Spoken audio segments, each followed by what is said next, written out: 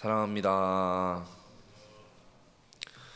오늘 말씀의 시작을 보니 이제 일곱째 천사가 나팔을 부니 하늘에서 큰 음성들이 들렸다라고 이야기합니다. 이 모습은 8장 1절을 보시면 이미 살펴보셨듯이 하늘에서 일곱째 인을 뗄 때 하늘이 반시간쯤 고요했었다라는 이 모습과 대조적인 모습을 보이고 있습니다. 그리고 10장을 보시면 힘센 천사가 하늘에서 땅으로 내려왔던 것과 또 대조적으로 보입니다. 일곱째 천사가 나팔을 불 때 이 땅에서 음성이 들린 것이 아닌 하늘에서 음성들이 들렸다라고 말하죠. 그리고 그 음성은 말씀에 이렇게 기록되어 있습니다. 세상 나라가 주의 나라가 되어 그가 세세토록 왕 노릇 하시리로다. 아멘. 세상 나라가, 이 땅이, 이 하늘이, 이 세상이 하나님의 성부와 성자와 성령의 통치를 받는 나라가 되었다라는 말씀입니다. 세상에 하나님을 모르는 많은 무지한 사람들은 지금 이 시간도 이 세상이 나를 위해서, 또 내가 이 세상을 다스리고 있다, 내 중심으로 많은 사람들이 이 땅에 발을 디디며 살아가고 있습니다. 하지만 이 세상의 모든 만물의 이치가 그렇듯이 모든 것은 다 마지막이 되면 제자리로 돌아가게 되어 있습니다. 이 세상의 모든 것은 결국 원주인이신 주님께로, 하나님께로 돌아간다라는 말씀입니다. 그래서 우리가 기억해야 할 것은 이 세상에서 지금 우리가 이 땅에 발을 딛고 살아가고 있지만 우리가 지금 소유하고 있는 것들, 내가 지금 존속하고 있는 모든 것들은 사실 내 것이 아니다. 이 모든 것은 다 다시 하나님께로 돌아갈 것이다. 나도 하나님께로 돌아갈 것이다 라는 사실을 우리는 기억해야 할 줄 믿습니다. 우리는 하루하루 살아가면서 그저 하나님께 부름받은 청지기로의 삶을 살아가야 한다. 이 모습을, 우리가 이 믿음을 갖고 나아가셨으면 좋겠습니다. 16절을 보시면 하늘의 이 천사들의 큰 음성을 들은 이제 24장로가 엎드려서 얼굴을 땅에 대고 하나님을 향해서 경배를 합니다. 하나님을 찬양을 하는 모습을 보이죠. 이 24장로는 4장과 7장에도 등장을 하는데 이들은 교회를 대표하는 인물들입니다. 이 24장로의 경배는 사실 이 땅에서 왕께 경배하고 왕을 찬양하는 신하들의 모습과 매우 비슷합니다. 하늘의 천사들이 하나님을 향하여 세세토록 왕노릇 하시리로다 라고 고백을 하니 이 24장로들도, 교회를 대표하는 24장로들도 하나님을 향해서 경배합니다. 가만히 있을 수 없었던 것이죠.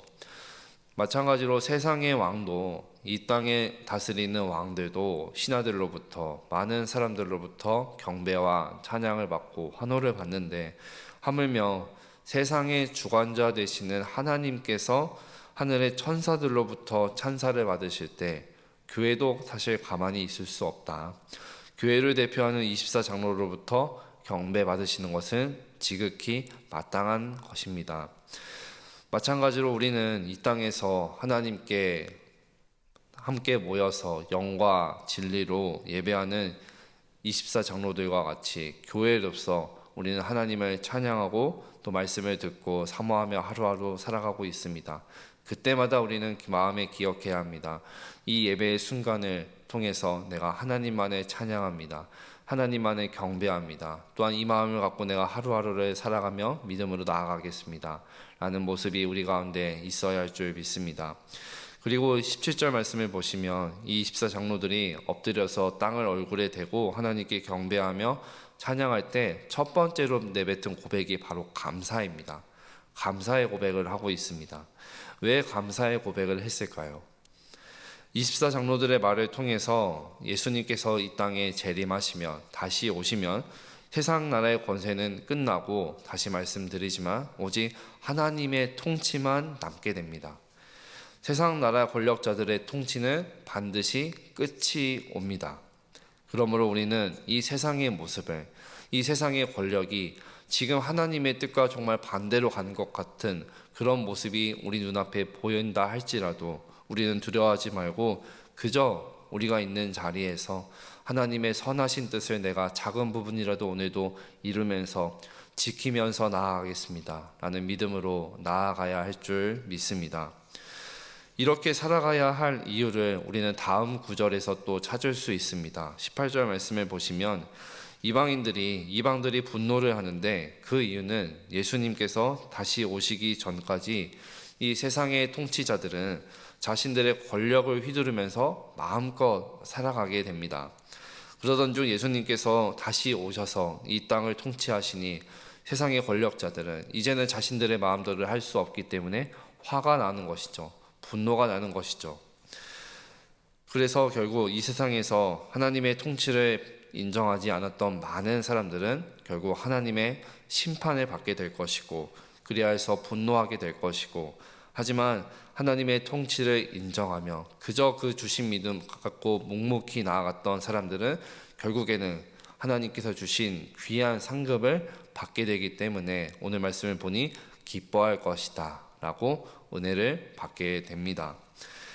다시 말씀드리지만 하나님의 통치를 받고 하나님을 인정하며 살아갔던 사람들은 끝끝내 기뻐하는 삶을 살아가게 된다는 것입니다. 왜냐하면 그들은 하나님으로부터 귀한 상급을 받게 되기 때문입니다. 마찬가지로 우리도 이 땅을 살아가면서 하루하루 나아갈 때 어려움들이 찾아옵니다. 크고 작은 많은 문제들이 찾아옵니다. 믿음의 문제들도 찾아올 때가 있습니다. 그럴 때마다 기억하셨으면 좋겠습니다. 이 시간이 지나면, 이 또한 다 지나가면 하나님께서 나를 위한 그 면류관이, 귀한 상급이 예비하고 계시고 나에게 수여하실 것이다 라는 그 믿음으로 또 소망으로 나아가셨으면 좋겠습니다. 끝으로 19절 말씀을 보시면 이제 이 14장로들의 감사의 고백, 찬양의 고백이 끝나자 하늘에 있는 하나님의 성전이 열린다 라고 보여집니다. 흥미로운 점은 사도 요한이 이 성전이 열릴 때 언약궤를 보게 됩니다. 하나님의 말씀을 보게 된다라는 것이죠. 왜 언약궤를 보여주셨을까요? 하나님께서 사도 요한에게 환상을 통해서 언약궤를 보여주신 이유는 바로 하나님께서 내가 하나님의 백성과 너희와 함께한 약속을, 너희에게 했던 약속은 이렇게 반드시 이루어질 것이다 라는 소망을 주신 것입니다. 하나님의 언약, 하나님의 약속은 반드시 성취될 것이다 라는 소망을 주신 것이죠. 또한 사도 요한이 성전 안에서 언약궤를 본 것 외에 한 가지 더 봅니다. 바로 번개와 음성들과 우레와 지진과 큰 우박입니다. 무엇일까요? 예상되시겠지만 바로 심판입니다. 하나님의 무서운 심판입니다. 이 심판은 결국 하나님의 통치를 인정하지 않는 자들에게 임하게 됩니다. 하나님의 통치를 인정하고 하나님을 하나님으로 인정하는 자들은 하나님의 귀한 상급을 받게 되고 하나님의 약속의 말씀이 성취되는 것을 보게 될 것이며, 하나님의 통치를 인정하지 않는 자들은 분노가 올 것이고 결국에는 하나님의 심판을 받게 될 것이다 라는 말씀입니다.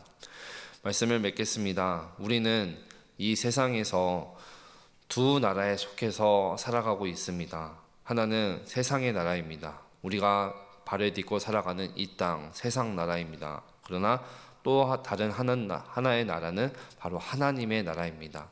눈에 보이지 않지만 지금도 보이지 않는 손길 가운데에서 우리를 다스리시고 인도하시는 그 하나님께 속하여 우리가 살아가고 있습니다. 세상 나라에 몸이 속해 있더라도 우리의 마음은 늘 언제나 하나님의 나라에 있어야 할 줄 믿습니다. 그리고 세상의 법과 규율과 제도를 따르더라도 하나님의 통치를 받으며 그저 하나님의 선을 행하며 나아가야 합니다. 하나님의 뜻을 따라가다가 분명 어려움을 만날 수 있습니다. 이 땅에서 재판을 받으실 때 그저 묵묵히 침묵하시며 감당하셨던 그 예수님의 모습을 기억하시면서 죽을 수밖에 없었던 죄인이 내가 오늘도 그 예수님의 침묵 때문에, 내가 예수님의 그 사랑 때문에 살아가고 있음을 기억하셨으면 좋겠습니다. 그래야 해서 이 하루도 오늘도 우리에게 작은 믿음이지만 이 주신 믿음 간절히 귀히 여기며 또 붙들면서 오늘도 우리가 세상의 통치가 아니라 하나님의 통치, 하나님 아래에서 나아가는 우리 귀한 삶이 되었으면 좋겠습니다.